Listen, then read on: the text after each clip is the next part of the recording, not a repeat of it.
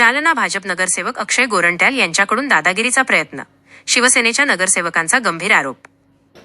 जालना शहर महानगरपालिकेतील सत्ताधारी भाजपचे नगरसेवक अक्षय गोरंट्याल हे दादागिरी करून विरोधी पक्षातील नगरसेवकांना दाबण्याचा प्रयत्न करीत असल्याचा आरोप शिवसेनेच्या नगरसेवकांनी पत्रकार परिषदेत केलाय।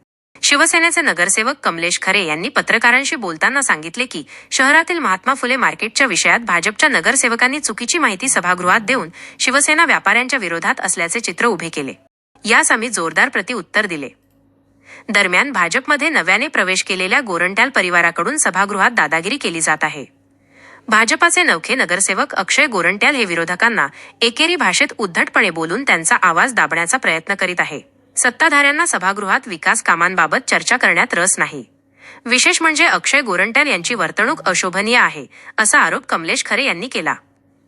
याशिवाय दलित वस्ती विकासाचा निधी हा इतर वसाहतींमध्ये वापरून दलितांच्या वसाहतीमध्ये विकासकामे केली जात नसल्याचा आरोप निखिल पगारे यांनी केला। 16 कोटींचा निधी सत्ताधाऱ्यांनी इतरत्र वळवल्याचे देखील पगारे म्हणाले।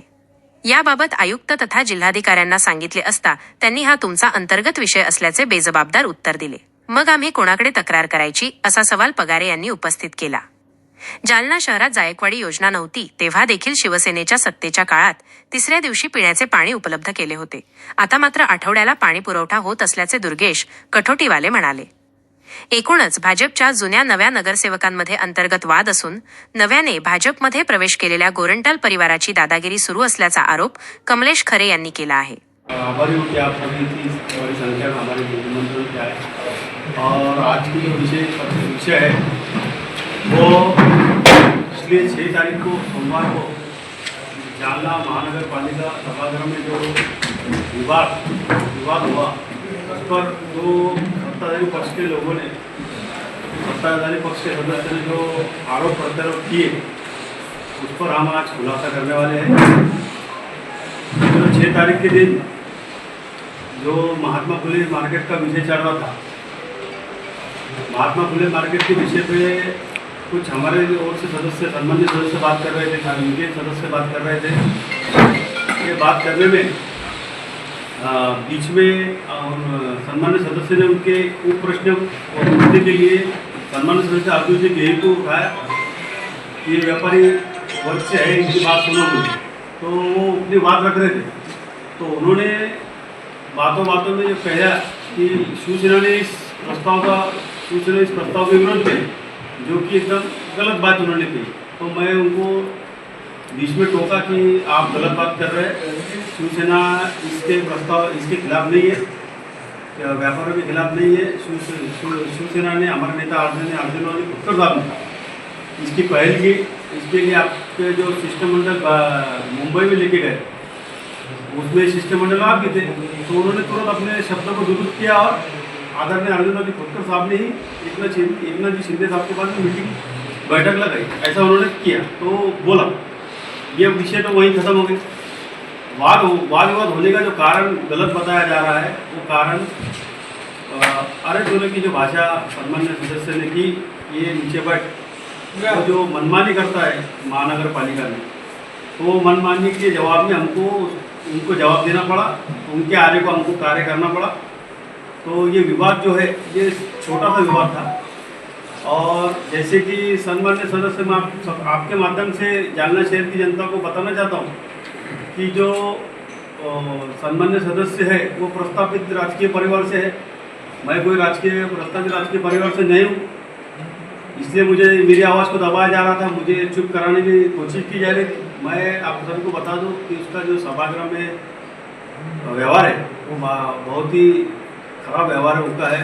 महापौर, उप महापौर जी को भी बीच में ही टोक देता है, स्टैंडिंग सभापति को टोक देता है, सम्मान्य उनके सीनियर लीडर को बोलने नहीं देता। और जो बात उन्होंने कही कि मेरे पास ही लोग ज़्यादा जमा हो रहे थे, तो मैं उसके ऊपर भी आपको कहना चाहता हूँ कि जो लोग सीनियर सभागृह के सीनियर जो सदस्य है, जैसे हमारे भास्कराबाद आलमे है, उप महापौर राजेश जी राउत है, अशोक जी पांगरकर है, ये सभी सम्मान्य सदस्य ने मुझे रिक्वेस्ट की और मैं उनकी रिक्वेस्ट को मान कर बैठ गया।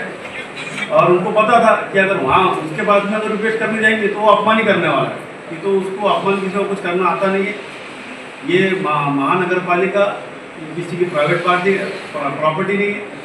और यहाँ पर जो जैसा जवाब देगा, जैसा प्रश्न विचारेगा, तो हम शिवसेना के, हम नई पीढ़ी के शिवसैनिक है, हम उनको जवाब सक्षम तरीके से देना चाहते हैं। शिवसेना स्टाइल देना जानते हैं।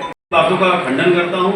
और जो महानगर पालिका के लिए काम थे, जो लोगों के लिए विकास के काम थे, वो इस पर चर्चा नहीं होती है। बिना टिप्पणी के, बिना इतिवृत्तांत के प्रस्तावों को मंजूरी दे दी जाती है। उनके सम्मानित सदस्य को ही इसकी जानकारी नहीं रहती है। आप देखते होंगे कि उनके सम्मानित सदस्य उनसे बहस करते हैं, हम ही नहीं।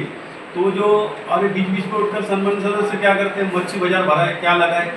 तो विकास की मुद्दे पर चर्चा जब होती है तो थोड़ी बहुत बहस होती है, वो जायज़ है, थोड़ी बहुत बहस होगी। तो उसमें ये सदस्य उठता है कि मच्छी बाजार मत भराओ, ये मत भराओ, तो और आगे का विषय लो, ये विषय कट करो।